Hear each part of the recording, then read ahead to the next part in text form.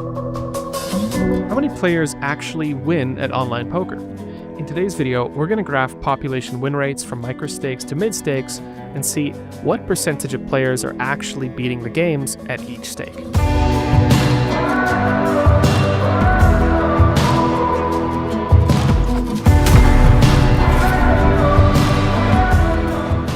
Hey guys, TomBoss21 here, and in today's video, we're going to be graphing population win rates from NL10 to NL500.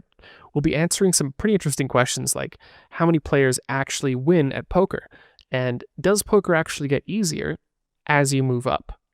We'll also be showing you a really useful tool that you can use to determine if your own win rate is luck or skill, something that converges much faster than traditional methods. Let's dive in. Without further ado, here's that chart. Right now we're looking at NL10, and we can see on the x-axis the player's win rate in big blinds per 100. On the y-axis, we see the player pool density. So at the very top of this curve, we can see that most players at NL10 are losing at -9 to -10 big blinds per 100. This represents like the median player in this player pool. As we increase the player pool, so if we take a look at NL25, we see that the curve seems to have shifted to the right. So in other words, at NL25, the average win rate is higher. And the same is true going from NL25 to NL100, and NL200, and NL500. You can see that the curve keeps shifting to the right. So why is that? Why would poker presumably get easier as you move up? For example, there's many more winning players above this break-even line at NL500 than there are at lower stakes. And the short answer to this question is just that NL500 has significantly lower rake. We're going to dive into this question more later on, but it's important to realize that the percentage of winning players at any stake is largely just a function of how much money the house is taking out of every pot. Now, some caveats about this graph. First of all, I'm not taking players' win rates at face value. I'm applying a Bayesian correction. So up here you can see it says Bayesian adjusted win rates. And I'm going to show you how this works. But suffice it to say, this correction essentially makes the win rate much more accurate and converge much faster than taking it at its raw value. As we all know, poker win rates take many, many hands to converge. So that's why I've done this. Moreover, the data for this was taken from publicly tracked sites from 2023 to 2025. Now, I think a lot of players look at this and they might scoff. Like, I can already tell the average live players looking at this, like, laughing. Like, what are you talking about? No one gets better than 10 big blinds per 100. You're crazy, man. Like, that's like a low win rate where I play. And, like, you know what? Fair enough. This does not represent all of cash game poker. When selecting a game of poker to play, there's 3 factors to consider. You want it to be safe, soft, and high volume. Safe, meaning that there's good game integrity, it's a fair game, and you can get your money out. Soft, meaning easily beatable for a high win rate. And volume, meaning you can play many hands per hour. The tragedy of poker is that you can only choose 2 of these. So, for example, if you want a game that's safe and high volume, well, now you're playing regulated online poker, which tends to be hard. If you want a game that's soft and high volume, well, now you're generally playing online clubs, which are kind of sketchy. And if you want a game that's safe and soft, well, now you're playing live cash games, which tend to be slow. Now, what I've just graphed in that previous section is regulated online poker, which is why the win rates are kind of suppressed. Some of you might be wondering what the unicorn zone is in between these 3, and that would be ring-fenced Ontario poker. Let's address the Bayesian update. So I told you before, I don't take player win rates at face value because they converge way too slowly. You need like 100,000 hands before your sample is even reliable. You know, it's a mess. Instead, I use this method, which is much better. So what I do is I start with a prior, which is just how much are players at this stake winning on average. And then we observe someone play. Say Bob wins 5 big blinds per 100 after 10,000 hands. Then what we do is we update our prior belief with the evidence, and that forms a posterior, or Bob's true win rate. The reason I do it this way is because this is going to give you a far more accurate win rate with much faster convergence. So you can get pretty accurate win rates in as little as 5,000, 10,000 hands instead of like 50 to 100,000. Now, many people don't really understand the math, and that's okay. I mean, you're poker players, not mathematicians. But let me give you a simple analogy.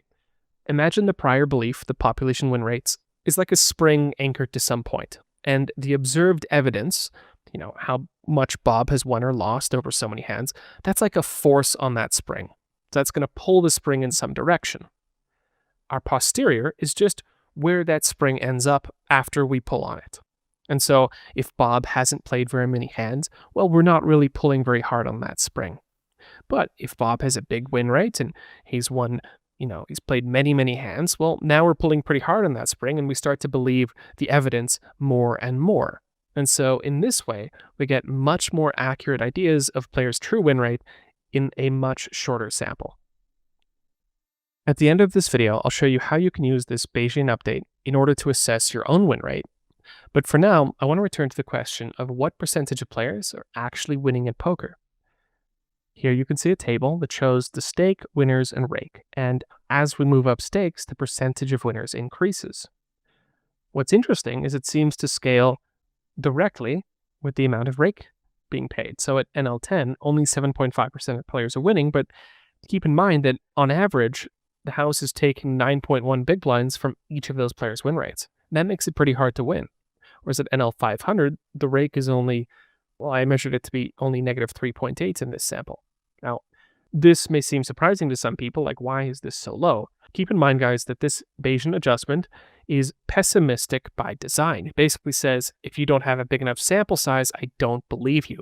So what happens in a lot of cases is a lot of players could beat NL10, but they haven't put in the sample to prove it yet. So what we can do instead is look at the raw data without any sort of update applied, and then we get these numbers. Now, these numbers are noisy, right? Like, I only filtered it so that players have 100 hands. The problem is that filtering for lots of hands, you end up with only regs, and that skews your data. So this is like just taking the raw win rate at face value. And we can see that we get a very similar thing happening at NL10.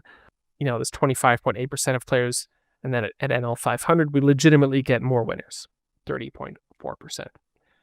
So I think what's happening here is we get two things happening at once. Firstly, as you move up, the rake decreases. We know this is true. And the competition increases. But these two things don't happen at the same rate, right? So for example, going from NL200 to NL500, the competition isn't that much tougher, right? What is meaningfully different is the amount of rake being paid, right? So I think at NL10, it is legitimately soft, but you don't really get a huge rake break going from NL10 to NL25. You do, however, get a fairly tougher playing field comparatively. And similarly, from NL25 to NL100, you don't really get a huge break on the rake, but you do get a tougher playing field. And so what actually determines how tough your games are in practice is the rake and how many stakes below it exist, right? This is for the same reason that, micro stakes online is about the same skill level as 1-2 live, is just because that's the lowest stake available in that pool. Anyway, my conclusion from all this is very simple. Do whatever you can to escape the low stakes rake trap. It really is so overwhelmingly significant to your long-term success, you have no idea. Another good question to ask is, well, what about the regs? So what I've done next is I've filtered for high volume players. These are players that have put in at least 5,000 hands within my database. Now, they've likely played many more hands than that in their entire life, but I have 5,000 hands on my sample on them. And what happens when I do this is that their raw win rate jumps up from 29% of players winning to almost 50%, with an average win rate of 1.2 big blinds per 100. And the reason this happens is that volume is just very strongly correlated with skill. Now, I don't mean to say that anyone who's played 5,000 hands is a reg. That's a little silly. But I think the implication here is that high volume players tend to be stronger on average. And you can see we also get this really interesting skew in this graph. Like, it's very, very hard to have like a crushing win rate, but there's plenty of 5K plus players with like a hugely negative win rate. So we get this like long, fat left tail of like losing players and a very tight right tail of crushers. If you've made it this far in the video, thanks for being a dedicated watcher, and I'd like to give you a free tool. This will help you determine if your results are luck or skill using the Bayesian adjustment I was talking about earlier. Scan the QR code or click the link in the description. All right, here's the free tool. So the way it works is you want to enter stuff in these blue boxes here, okay? So let's say that you're winning at 7 big blinds per 100. You've got a standard deviation of 95. You can just select one of these here and it's going to just pre-fill that value, or you can customize it here, okay? For most 6 max online cash, 95 is a pretty good estimate. And let's say that, you've only played, let's say 7,500 hands. And at your stake, you're losing, let's say 6 big blinds per 100 in Rake. Now, important distinction here, this Rake amount is the population average win rate in a sense. So like, don't type in your amount after Rake back. This is before Rake back. Down here we have the population spread, and this defines the standard distribution of true player pool win rates. So I recommend leaving this at like 7 or 8. This is, I've measured this, and 7 or 8 is going to be a pretty good estimate for the population spread. It's maybe a touch higher in live games, but yeah, this is usually pretty good. Now, if you're not sure what your Rake is, I recommend clicking this link. This is the Prime Dope Rake lookup.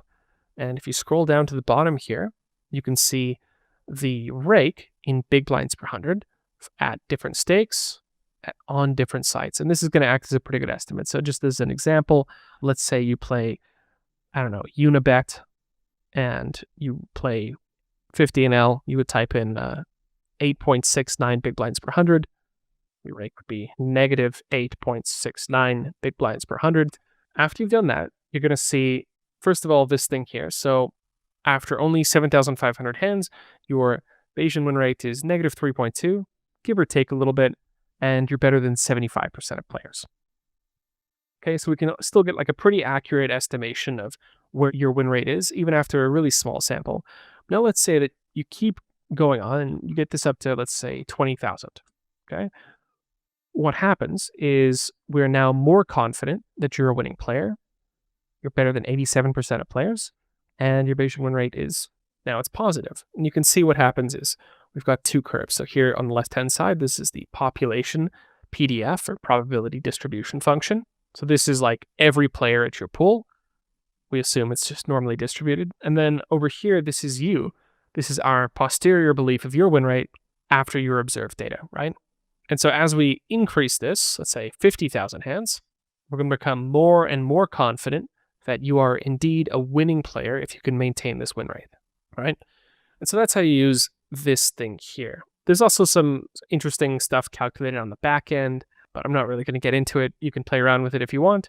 But I think that this method, just by itself, even as simple as it is just much, much faster when it comes to determining players' true win rates. So if you want to give it a try, again, link is in the description. Make a copy, enter some stuff, and tell me in the comments what you think. All right, guys, that's my video. Hope you liked it. Hope you learned something. Let me know if you guys want to see more of these types of like exploratory data science type videos, or if you'd prefer more poker strategy. Anyway, that's all for now. Happy grinding.